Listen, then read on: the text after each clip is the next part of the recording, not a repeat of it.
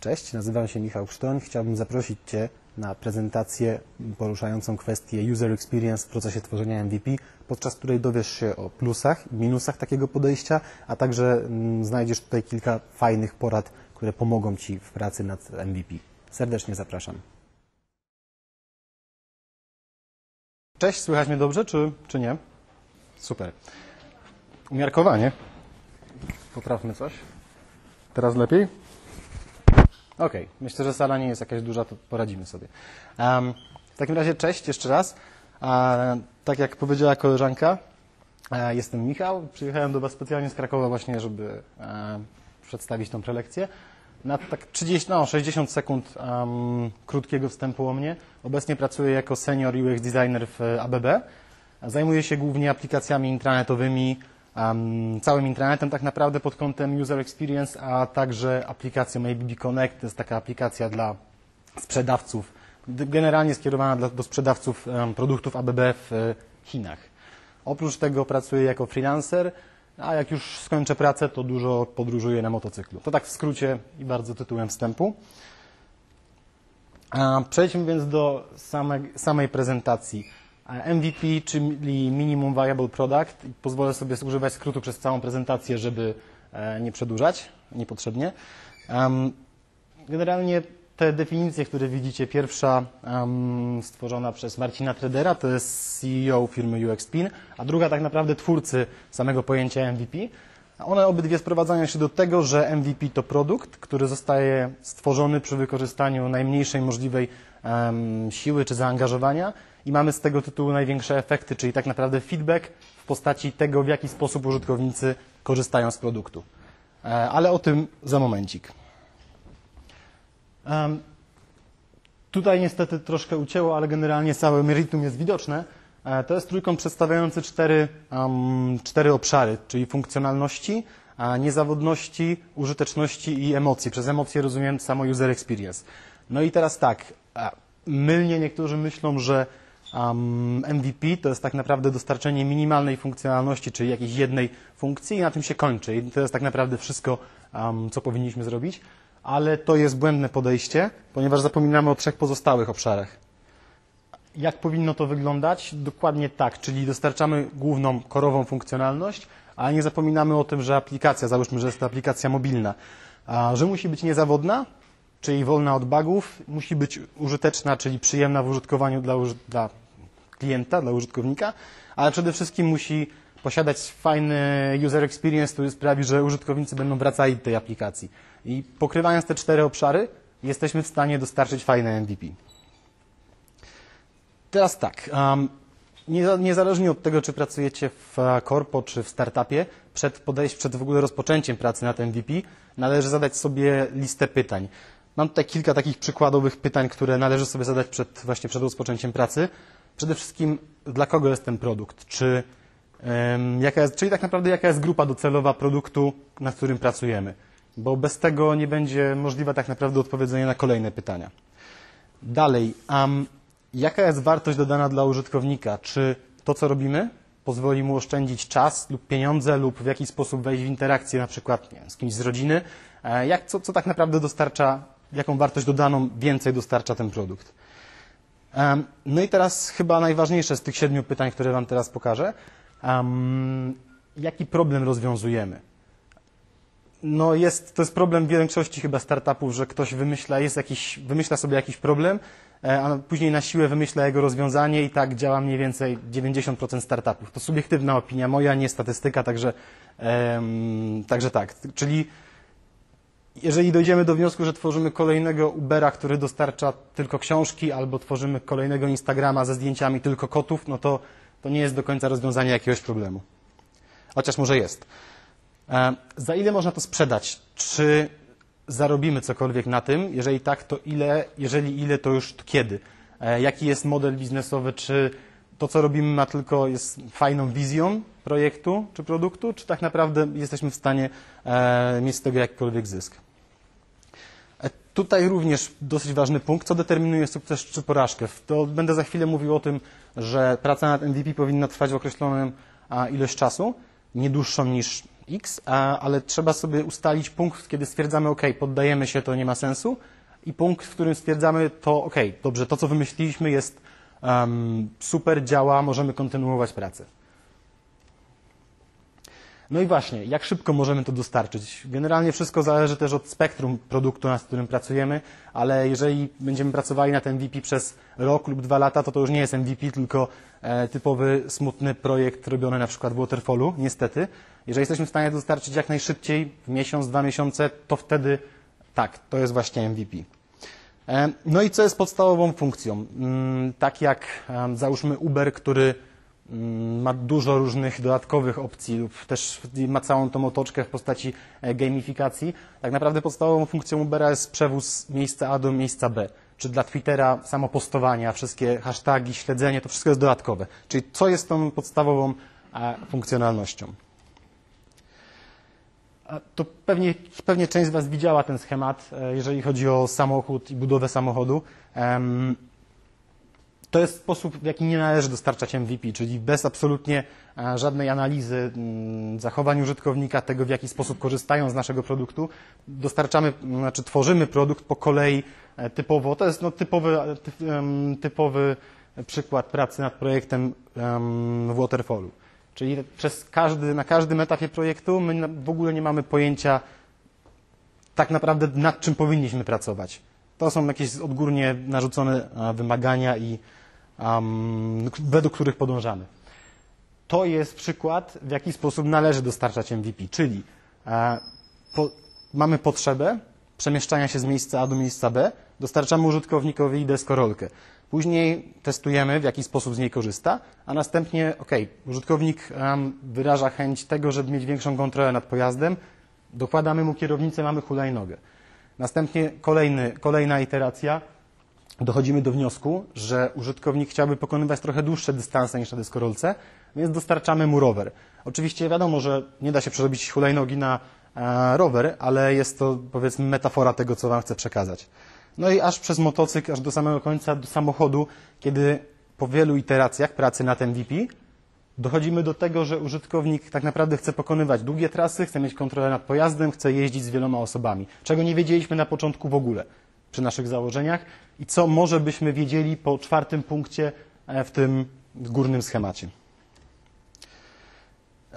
Teraz tak, jeżeli chodzi o proces dostarczania MVP, wpadamy na jakiś pomysł, mamy jakąś hipotezę i jak najszybciej z wykorzystaniem narzędzi, o których za moment powiem, dostarczamy ten produkt w jak najprostszej formie. No i mamy nasze MVP. Co robimy z tym MVP? Dajemy go użytkownikom i testujemy, sprawdzamy, w jaki sposób oni z tego korzystają, czego im brakuje, co jest, a co nie jest wykorzystywane i na tej podstawie, oczywiście to jest ta analiza, czyli mierzymy to, w jaki sposób ten produkt działa, wyciągamy dane, na podstawie których tworzymy kolejne pomysły czy usprawnienia produktu.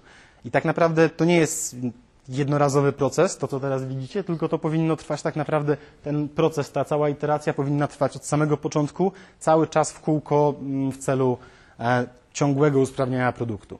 Tak naprawdę nieskończenie, do momentu, kiedy produkt jeszcze istnieje. To jest Reid Hoffman, to twórca LinkedIna, a pewnie część z Was słyszała akurat o tym człowieku. Generalnie ten cytat sprowadza się do tego w bardzo prostej postaci, to jest bardzo ważne przy tworzeniu MVP, żeby nie czekać, aż produkt będzie idealny, aż wszystkie, załóżmy, że to jest aplikacja mobilna, aż wszystkie animacje będą w 100% dograne, wszystkie elementy graficzne będą działały bardzo dobrze. Trzeba wypuścić produkt, który działa, który już funkcjonuje, który pokrywa te 4 aspekty, czyli funkcjonalność, niezawodność, emocje i użyteczność, o których mówiłem wcześniej, i zacząć testować, ponieważ jeżeli publikujemy produkt, którego jesteśmy pewni, że jest dobry i jesteśmy z niego dumni, no to jest już zupełnie za późno, żeby tak naprawdę przetestować go w tych aspektach, o których mówiłem. Teraz tak, plusy MVP.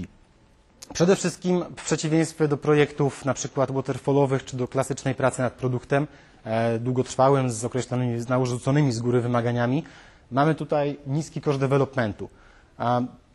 Przy pracy nawet całego zespołu deweloperskiego przez miesiąc lub 2 tak naprawdę nie palimy w cudzysłowie niesamowitych środków finansowych, tylko jesteśmy w stanie dostarczyć coś, co działa przy tak naprawdę niskim nakładzie pieniędzy. Kolejny punkt, zwłaszcza istotny chyba w startupach.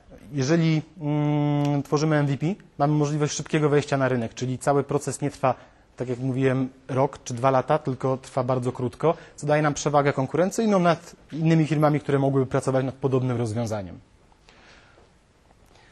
Dosyć kluczowy punkt. Niezależnie od wymagań, od tego, co sobie założymy, pracując nad MVP dostarczamy tylko kluczowe funkcjonalności, czyli przy każdej iteracji ucinamy to, z czego użytkownicy nie korzystają i dostarczamy kolejne rzeczy, których potrzebują lub których wymagają. Więc nie mamy nic zbędnego w aplikacji, przez co aplikacja jest prostsza i bardziej czytelna.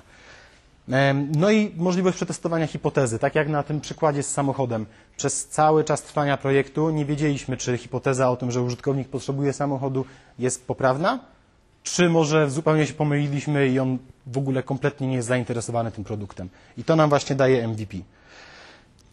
Jeżeli chodzi o minusy, tutaj to jest lekki upgrade tej prezentacji, ponieważ nie miałem slajdu o minusach i postarałem się go wymyślić minus trochę na siłę, ale jestem ciekawy też Waszej reakcji i może późniejszych pytań, bo każdy ma trochę inną opinię na ten temat. Przede wszystkim jest ciężki do wdrożenia w korporacji, zwłaszcza w dużych projektach, które na przykład są robione w modelu gate'owym, czy w zatwardziałych korporacjach, gdzie nie da się przeskoczyć pewnych procedur, to jest jakiś minus.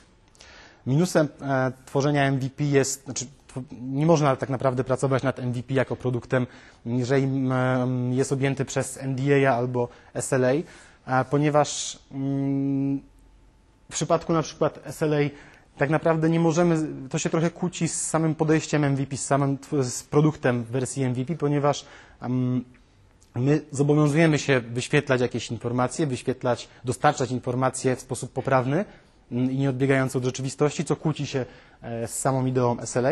A jeżeli chodzi o NDA, no nie możemy testować produktu na bieżąco, ponieważ tylko określona grupa osób ma do niego dostęp, więc to też trochę się z tym kłóci, ale nie jest to niemożliwe. No i tak, trudności przy planowaniu budżetu. Tutaj chodzi o to, że jest wielu klientów, jeżeli pracujemy dla klienta i chcielibyśmy wyprodukować dla niego MVP, to może być problem, ponieważ niektórzy mogą mieć trudności z dogadaniem się z klientem pod kątem rozliczeń. Czyli nie może to być stały budżet, trzeba jasno wytłumaczyć, jak to będzie wyglądało i co klient dostanie za określoną sumę. Teraz tak, metody pracy, czyli tak naprawdę może nie wymagania, ale coś, co jest niezbędne podczas tworzenia MVP. Jest to interdyscyplinarny zespół, ale nie mam tutaj na myśli zespołu, którym każdy jest backend, frontend, deweloperem, designerem i biznes analitykiem. Bardziej chodzi o to, żeby nie zamykać się na swoją specjalizację, tylko wyjść trochę dalej i współpracować z resztą i swoją ekspertyzą, na przykład jako backend developer, wspierać każdą inną osobę w zespole.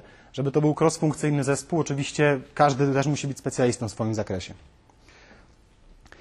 Kolejna rzecz. Wszyscy muszą pracować na sukces produktu, czyli produkt nie może być wynikiem pracy, sama wizja produktu nie może być wynikiem pracy tylko i wyłącznie biznes analityka i UX designera czy project managera, tylko wszyscy, każdy członek zespołu, niezależnie od jego wielkości, powinien mieć swój wkład w produkt, na którym pracujemy.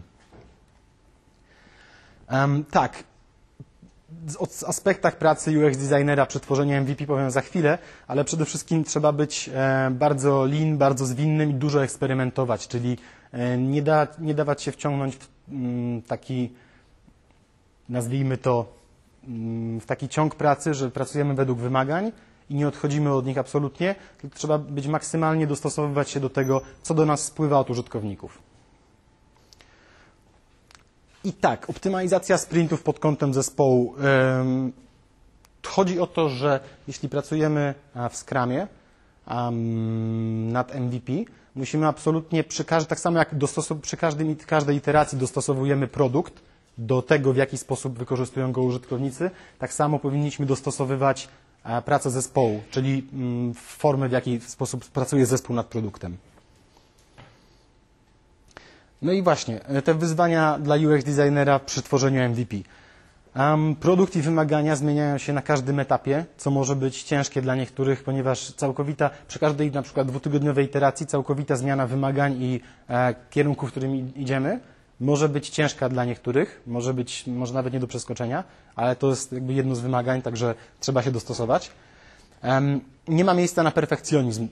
To jest to, o czym mówiłem chwilę wcześniej, że jeśli aplikacja, zwłaszcza jeśli ktoś jest bardziej specjalistą do spraw użyteczności, jeżeli aplikacja nie jest idealna, nie jest super dopracowana, trzeba to przełknąć i nie czepiać się szczegółów, tylko testować i wypuścić ją do klienta, bo to jest jedyne możliwe, sensowne podejście, żeby otrzymać realny feedback o naszym produkcie.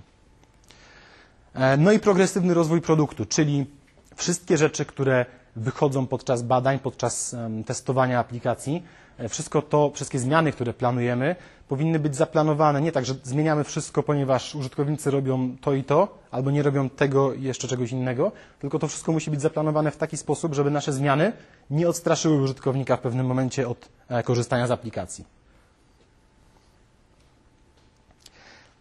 No i tak, podejście MVP w korpo. Jest sporo ludzi, niestety, zwłaszcza w może nazwijmy to bardziej zatwardziałych korporacjach, którzy będą bronili się przed tym.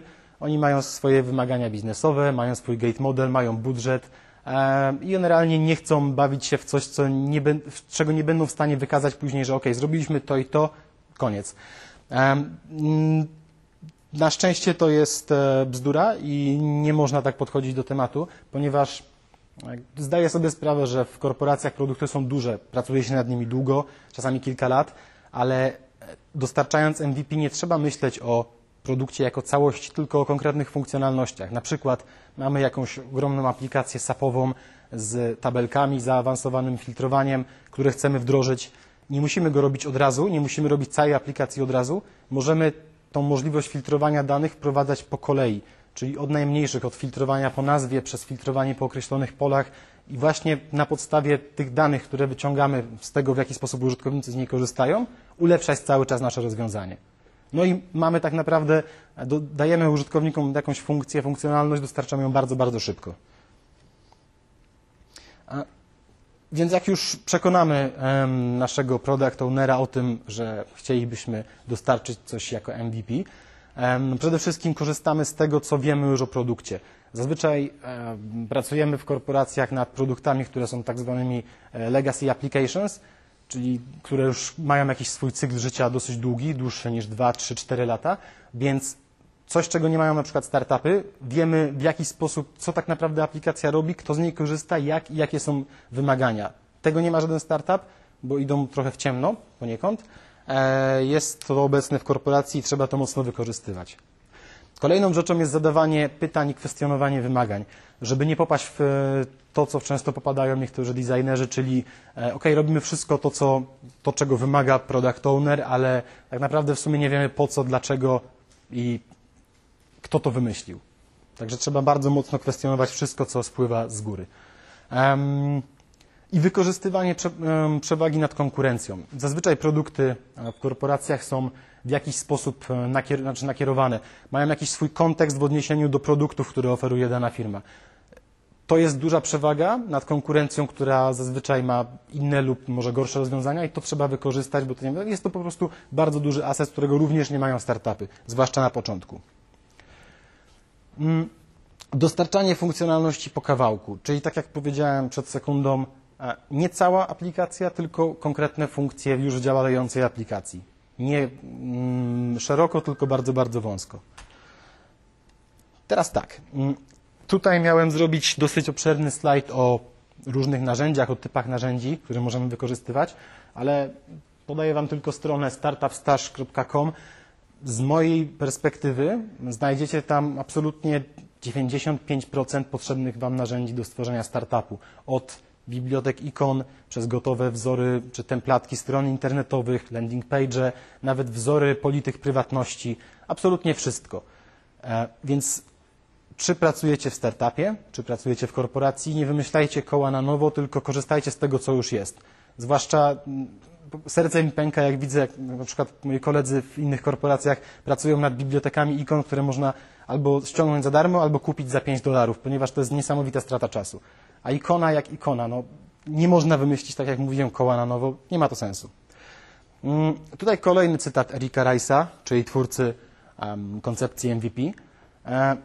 Traktuje on o tym, żeby nie popadać nie iść w tym kierunku, że to, co my wymyślimy, jest dobre dla użytkownika i absolutnie też nie słuchać użytkownika, jeżeli chodzi o to, co on nam mówi, że jest dla niego dobre, tylko zbadać, zmierzyć i sprawdzić to na działającym przykładzie. Ponieważ tylko wtedy jesteśmy w stanie dostarczyć coś, czego on naprawdę oczekuje i z czego będzie korzystał. No bo często jest tak, że najczęściej jest tak, że użytkownik tak naprawdę mówiąc, czego chce, on nie wie, czego chce. I teraz tak, od ostatnich kilkunastu minut mówiłem o dostarczaniu MVP jako produktu, o tym, że MVP jest produktem, ponieważ nawet w rozwinięciu tego skrótu mamy produkt. No ale teraz trochę od innej strony. MVP tak naprawdę nie musi być produktem i jest na to kilka bardzo fajnych przykładów. Na pewno wszyscy znacie Dropboxa, rozwiązanie utrzymywania plików w chmurze. Dropbox zaczął od tego, że jego twórcy Dropboxa stworzyli film, 4-minutowy film, który pokazywał, czym jest Dropbox, w jaki sposób działa, no i tak naprawdę co oferuje. Na podstawie tego filmu do przyszłej usługi, która jeszcze nie istniała, zapisało się wtedy 70 000 osób.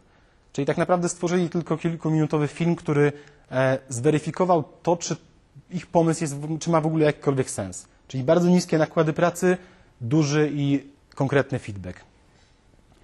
Buffer, może trochę mniej popularna aplikacja, to bardzo w skrócie, to jest aplikacja, która pozwala, jeżeli pracujecie w social media, ona pozwala zakolejkować posty w różnych portalach społecznościowych. Na przykład na Facebooku, Twitterze, LinkedInie możemy sobie zrobić cały plan i według tego one automatycznie się publikują. Od czego zaczął Buffer? Oni poszli trochę dalej, ponieważ stworzyli sobie landing page z 3 planami cenowymi. Użytkownik mógł sobie wybrać swój plan cenowy i zapisać się do usługi, która jeszcze nie istniała. Czyli na początkowym etapie byli w stanie stwierdzić, ile osób będzie zainteresowanych tym produktem, a oprócz tego byli w stanie zobaczyć, ile te osoby będą chciały zapłacić za ten produkt. Czyli jeszcze poziom wyżej, ale to nie wszystko, co można zrobić. Oculus, firma, która stworzyła gogle VR, Oculus Rift, oni, tak jak powiedziałem, poszli jeszcze poziom wyżej, ponieważ Oculus stworzył swój landing page i bez gotowego produktu umożliwił zamówienie go w formie preorderu. Czyli nie dość, że wiedzieli, ile osób go zamówi i że jest duże zainteresowanie, to jeszcze otrzymali od tych osób pieniądze na faktyczne stworzenie tego produktu. Więc była to dosyć dobra weryfikacja ich pomysłu. No i jak wiemy, całkiem dobrze im to wyszło. Teraz tak, może trochę mniej związanych przykładów z branżą IT. Airbnb, największa konkurencja Booking.com, oni również zaczynali od MVP, ale w jeszcze mniej naturalnej formie. Jakiś czas temu w San Francisco odbywała się konferencja, 2- lub 3-dniowa konferencja, a w międzyczasie 2 kolegów, którzy tam mieszkali i wynajmowali mieszkanie, oni nie mieli pieniędzy na zapłacenie czynszu. Więc wymyślili, że zrobią zdjęcia tego mieszkania, umieszczą je na stronie i zobaczą, czy ktoś będzie chciał je wynająć. Oczywiście wynajęli to mieszkanie, zarobili na tym pieniądze, mieli pieniądze na opłacenie czynszu i od tego tak naprawdę powstało Airbnb, sama idea wystawienia swojego miejsca zamieszkania na wynajem komuś obcemu. Virgin Air, czyli marka tak naprawdę Richarda Bransona. Oczywiście jest pod tą marką kryje się dużo różnych firm, ale chciałbym tutaj powiedzieć o Virgin Air, czyli dosyć popularnych liniach lotniczych. Richard Branson stworzył linie lotnicze tak naprawdę zaczynając od tego, że założył linie lotnicze, ale oferowały one tylko jeden rejs i miał tylko jeden samolot, ale udawał przed wszystkimi, że to są duże linie, że to jest duża firma i w ten sposób zweryfikował też to, czy jego pomysł na założenie linii jest dobry, czy ktoś będzie korzystał z jego usług, no i ile będzie w stanie zapłacić. Kolejna aplikacja. Z tego co wiem, trochę mniej lubiana w Warszawie, trochę bardziej w Krakowie, Uber. Uber w obecnej formie oferuje dosyć sporą, zaawansowaną gamifikację, ratingi kierowców, możliwość odzyskania zgubionego przedmiotu, wiele dodatkowych funkcji, a tak naprawdę Uber zaczynał od tego, że to działało chyba w San Francisco na samym początku, albo w Nowym Jorku, nieważne. W każdym razie umożliwiał połączenie się aplikacji na telefonie, na iPhone'ie kierowcy z iPhone'em pasażera i dokonanie i to wszystko jeszcze było połączone z kartą kredytową. I to było wszystko. Ta aplikacja nie oferowała absolutnie nic więcej. No i po sukcesie, po przetestowaniu tejże aplikacji zaczęli ją rozwijać, no i teraz mamy Ubera takiego, jakiego znamy w obecnej formie. Groupon, może trochę mniej popularna już platforma, bo chyba mało ludzi już kupuje zniżki na Grouponie na sushi, ale Groupon w obecnej formie wygląda tak, jak wygląda, ale oni kilka lat temu zaczęli od tego, że też dwóch kolegów wymyśliło, że na blogu opartym na WordPressie będą wrzucali różnego rodzaju zniżki. I w ten sposób powstała cała idea Groupona i zniżek czy ofert rabatowych na różne usługi lub produkty. Teraz tak, cały czas przedstawiałem MVP jako produkt. Znowu nie mówię już o tym, że MVP nie musi być realnym produktem, tylko tak jak mówiłem, może być też samym landing page'em. MVP tak naprawdę nie jest produktem, MVP jest podejściem. Jest podejściem, które należy stosować przy tworzeniu produktu. Nie jest czymś, co się zaczyna i kończy, tylko jest tym, czym pokazywałem Wam w tym procesie. Czyli przy każdej iteracji cały czas usprawniamy produkt, optymalizujemy go i dostarczamy go w jeszcze lepszej wersji niż do tej pory. Teraz tak naprawdę 6, ostatnia jest dosyć ważna, 6 podstawowych rad, może trochę w ramach podsumowania całej prezentacji. Pierwsza rzecz, naprawdę zdefiniować, czy należy zdefiniować główną funkcjonalność produktu. To, czym tak naprawdę ma być ta aplikacja, czy ta usługa, należy pominąć zupełnie wszystkie inne aspekty, żeby w ogóle rozpocząć pracę nad MVP. Przy pracy nad MVP pojawia się często taka pokusa, żeby mamy to, ale dołóżmy jeszcze coś dodatkowego, może byśmy zrobili to inaczej. Takie myślenie powoduje, że MVP przestaje być MVP, praca trwa kilka miesięcy, więc to się kłóci z całą koncepcją. Należy pamiętać o tym, żeby unikać tej pokusy. Teraz tak, skupmy się na małej ilości odbiorców. Chodzi o to, żeby wypuszczając produkt, załóżmy nową aplikację, nie wychodzić z nią do setek tysięcy użytkowników i należy unikać dużej promocji, tego efektu wow na samym początku, tylko wyjść z tą aplikacją do określonej małej grupy odbiorców, która naprawdę chce jej używać i która dostarczy nam realnego feedbacku na ten temat. Czyli zamiast 10 tysięcy średnio zaangażowanych użytkowników, lepiej jest mieć 100 bardzo dobrze zaangażowanych na samym początku. To lepiej pozwala zweryfikować to, czy nasz pomysł jest dobry. Tak, udawaj, że Twój produkt jest gotowy. Chodzi o to, żeby nawet jeżeli coś nie działa, coś nie funkcjonuje jeszcze w 100%, należy absolutnie sprzedawać produkt jako nie wersję alfa, beta czy wersję 0,9, przepraszam, tylko jako w pełni funkcjonujący gotowy produkt. Nawet jeżeli my wiemy, że to jest coś, co jest absolutnie niedopracowane. W ten sposób jesteśmy też w stanie zebrać lepszych użytkowników, którzy się bardziej zaangażują. Czarnoksiężnik z krainy Oz, MVP. Już tłumaczę. Chodzi o to, że załóżmy, że tworzymy jakąś usługę w 3 pakietach cenowych, ale i chcielibyśmy ją już uruchomić, bo chcemy zebrać feedback jak najszybciej. Uruchamiamy ją, ale nie mamy jeszcze systemu płatności, nie mamy systemu wystawiania faktur, cała ta część bardziej finansowa leży, a żeby ją dopracować, należałoby poświęcić kolejne 3, 4, 5 tygodni, czyli to jest kolejna strata czasu. Zamiast tego wystarczy, to zajmuje dosłownie kilka minut, podpiąć na stałe, na sztywno linki kierujące do aplikacji, która umożliwia płatności na nasze konto bankowe i która zwraca jakąś informację, daje jakąś informację zwrotną na ten temat i połączyć to z zatrudnieniem studentki finansów 2. roku, która będzie automatycznie wystawiała faktury i przesyłała je do naszych klientów. I klient w tym momencie, użytkownik będzie miał wrażenie, że wszystko jest zautomatyzowane. My w międzyczasie dopracujemy, wdrożymy system płatności i wystawiania faktur i wszyscy będą zadowoleni. No i to jest ta ostatnia, chyba najważniejsza rada, żeby nie czekać, czyli to, o czym chyba mówiłem już dzisiaj naprawdę kilkukrotnie, żeby nie czekać, aż produkt będzie idealny, dopracowany, sprawdzony, przetestowany, tylko jak najszybciej dać go użytkownikom do przetestowania i do weryfikacji, ponieważ to oni są ludźmi, którzy nie nasi testerzy, nie UX designer, nie biznes analityk, to końcowi użytkownicy są tą grupą, która i feedback nas najbardziej interesuje.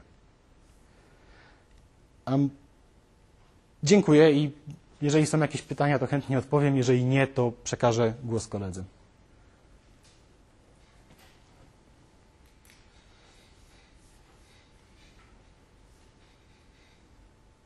Tak?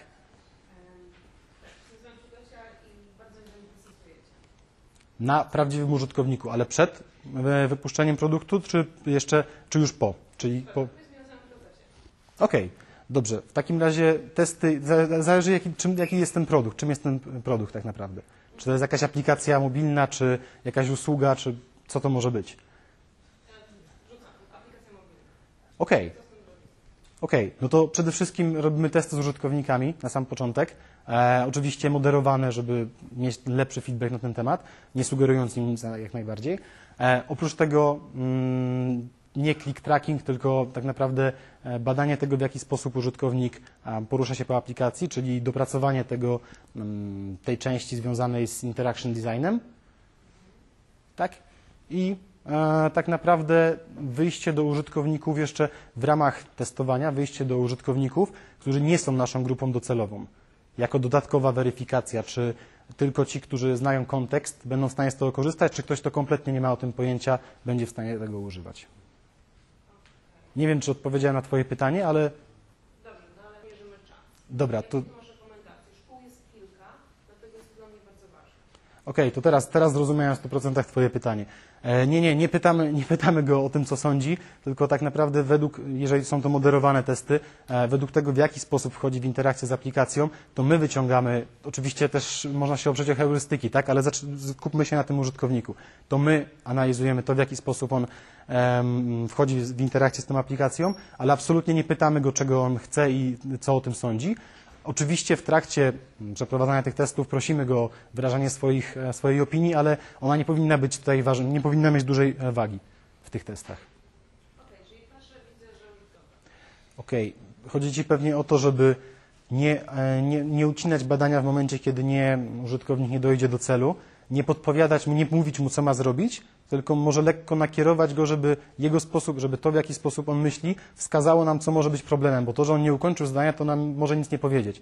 Chodzi o to, żeby on też swoim zachowaniem, czy tym, w jaki sposób używa aplikacji, żeby podpowiedział nam, co może być w niej nie tak. Tak mniej więcej generalnie marzę, że mi coś powiesz. Okej, to znaczy, to zależy od tego, jak bardzo chcesz, pytasz o to, bo są moderowane testy usability i niemoderowane, takie, gdzie zostawiasz użytkownika samego. A tak naprawdę to ty musisz podjąć decyzję, na którym etapie wtrącić się w cudzysłowie w to, co on robi i przeprowadzić go delikatnie, żeby dostać lepszy feedback, czy nie robić tego w ogóle i oprzeć się na tym, co już masz. Też mówimy cały czas o jednym użytkowniku, ale przy testowaniu na kilku, przy 5 lub 6 osobach już widzisz, w którym kierunku to idzie. Czy jedna rzecz określona sprawia jakieś błędy, czy na przykład to, że ktoś nie wykonał zadania, wynika z tego, że po prostu czegoś nie załapał, ale 5 innych osób to zrobiło. Czyli to już wtedy na tej podstawie też wyciągasz wniosek, że to nie jest jakiś super duży błąd, skoro reszta sobie z nim poradziła. Okej, to inaczej. Z racji... zróbmy tak. Napisz proszę do mnie maila, ja wyślę Ci, w jaki sposób my testujemy, robimy badania z użytkownikami w ABB i w jaki sposób robię to ja, jak pracuję sam. Ponieważ goni nas pociąg po 20, także też nie chcę przedłużać. Może być tak? Okej, dobra. Dzięki. To jeszcze jakieś pytania, czy... Okej. To Jakub, myślę, że